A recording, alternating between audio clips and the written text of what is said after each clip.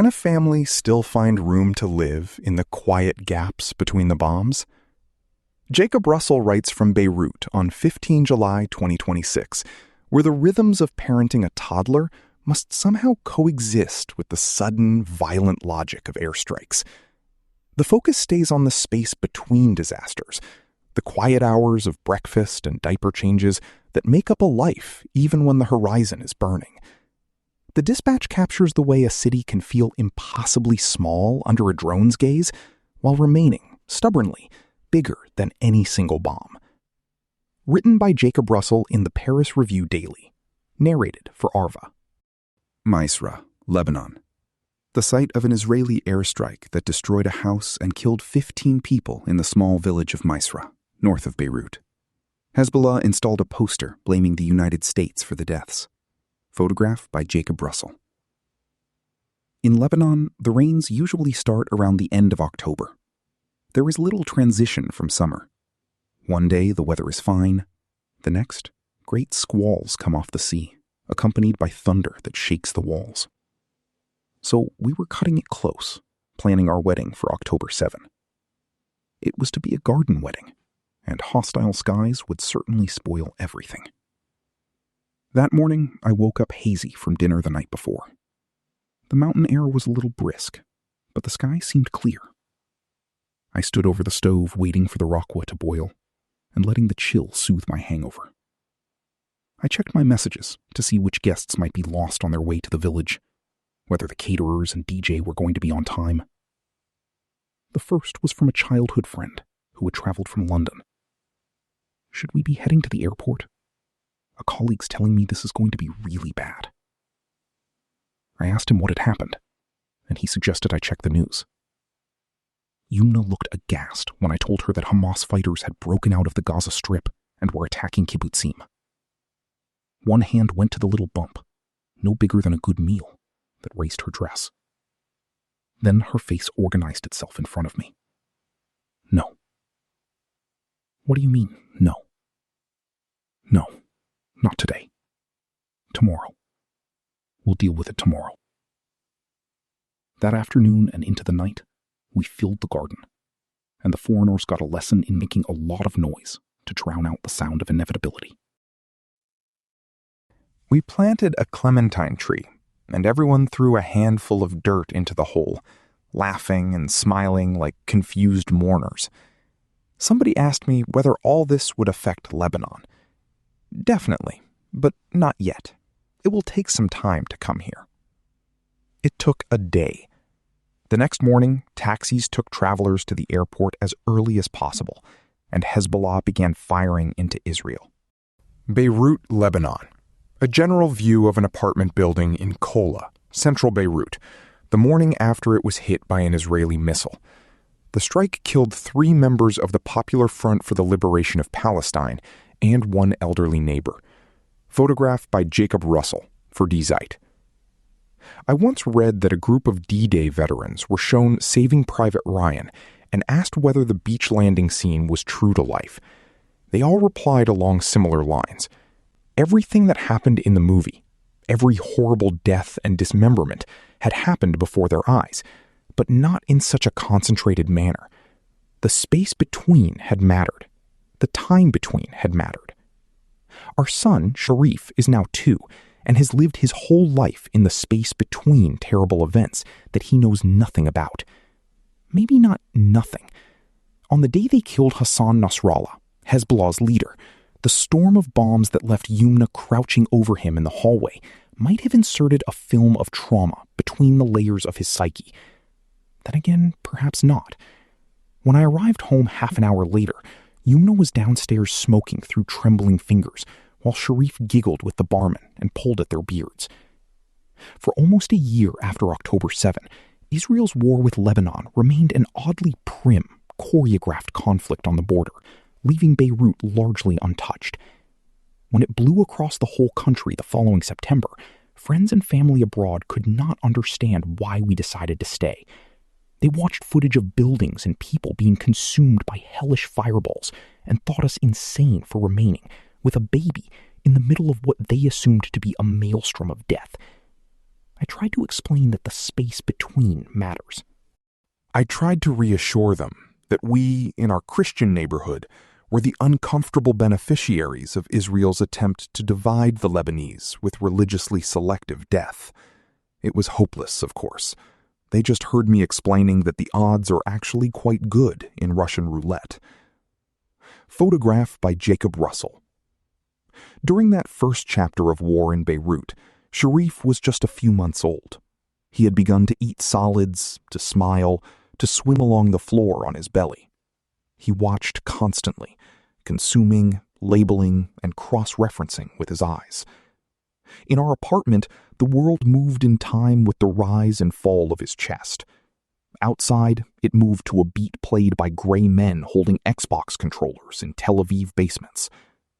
I reported on bomb sites where blasts had brought everything sacred down into the mud. In a pretty mountain village, I interviewed a man in front of his house, which was still festooned with the remains of his neighbors.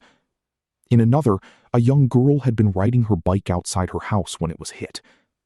While I stood on the street talking to neighbors and village officials, the girl's father arrived and began to collect her shoes from the rubble.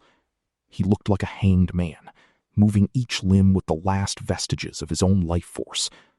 I watched him stoop in the dust, trying to pick up a small sandal, while God's foot ground down on his neck. When I got home, I stared at Sharif's shoes in the hallway and felt sick. Despite the relative safety of our neighborhood, the tension accumulated. I made an appointment with a physical therapist to do something about the constant nagging ache in my back.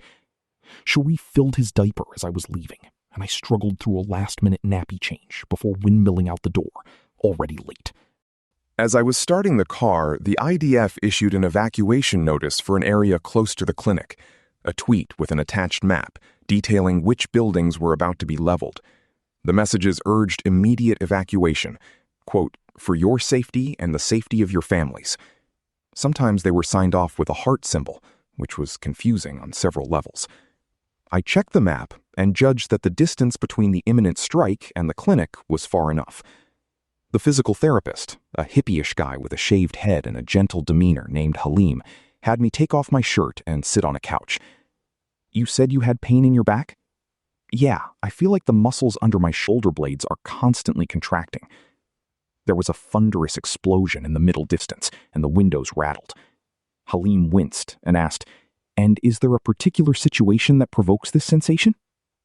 Before the first ceasefire came in November 2024, we had managed to get a flight to visit my family, who had not yet met Sharif. Their pleasure at seeing us was enormous, but their incredulity that we would return hung unspoken. The English leave large things unspoken, above every meal and every walk. For a week, nobody mentioned the war, until after dinner one evening, I was washing the dishes with my brother-in-law. He looked around furtively, as if he was preparing to ask me about an affair. So, what's it like in Beirut? Frightening sometimes, but manageable. Isn't it just insanely dangerous? Not really. Our neighborhood hasn't been bombed. It probably won't be. It doesn't make sense for them. He laughed. Your neighborhood hasn't been bombed? But Beirut's tiny. I shrugged, suddenly feeling unreasonable. Yeah, I suppose it is. I guess it's still bigger than a bomb. I-2 Lebanon. Photographed by Jacob Russell. We happened to fly back on the day that the ceasefire was announced. In the hours before it came into effect, Israel bombed intensely, the way that a dog will guzzle frantically as it sees you reaching for its bowl. When we landed, the Beirut airport was deserted. The air was so thick with the scent of burning and explosives that it became a flavor. The ride hawkers were nowhere to be seen, so a soldier went to find us a driver, who quoted us twice the normal price and shrugged. We can't take the airport road. They bombed Salim Salam. It's okay though. We'll come off at Kola and take the back streets. Needing to occupy my hands, I took out a cigarette. With Sharif in her arms, Yumna looked tense and slightly awestruck. I want one too, she said.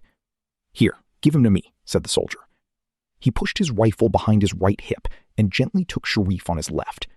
He cooed and lifted the rifle to show it to Sharif, who fingered the sights and then looked up and took the man's nose in his starfish hand. The soldier smiled and turned to regard his reflection in a window. He squared his shoulders and stood for a moment, admiring the way that my son's soft little body played against his rifle and uniform. In the following weeks, relieved of the sense of chronic, low-key emergency, the weight of parenthood came rushing in. Now it wasn't enough to simply keep him alive. Now we had to try not to fuck him up as well. Now we had to make sure that he would be able to love, that he wouldn't become a junkie, that he would have a sense of self-worth and live well with others. This felt like a far more intimidating task than getting through the war. Misra, Lebanon.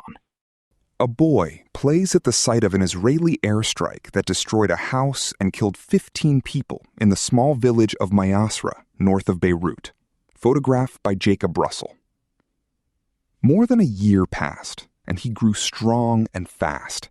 He became a confident and miraculous boy, known around our apartment as Malak al-Hai, king of the neighborhood. Even though Hezbollah had ceased their attacks, the Israeli drones continued to watch and hunt at will, picking out a man on a motorbike or a family in a car almost every day. Sharif also continued to watch, seeing everything, looking to us to derive the meaning that I had always assumed was somehow embedded in the world. If we leaped up in anxiety and commiseration when he fell, he cried. If we clapped, he got up and moved on. Although the war never really stopped, the spaces between events expanded for a period, and Sharif filled them as though they were made for him. But then the gray men and their gray hardware took over once again. For a moment, as U.S. and Israeli planes hammered Iran, Lebanon became a sideshow.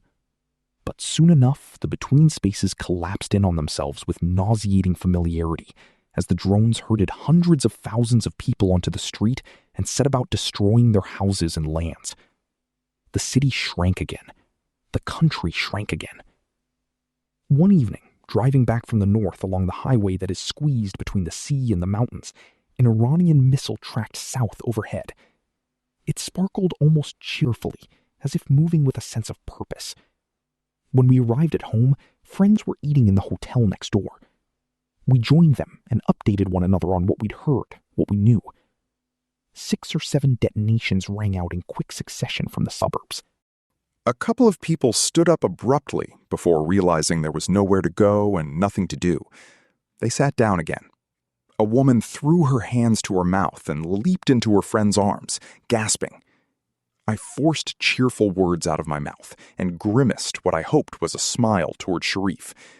But I saw him staring, watching the woman who had panicked, as though she knew a dangerous secret. Jacob Russell is a writer and journalist living in Beirut. His work has appeared in numerous international publications, and he runs the Substack 1010, Falling More Slowly. Next article. Share.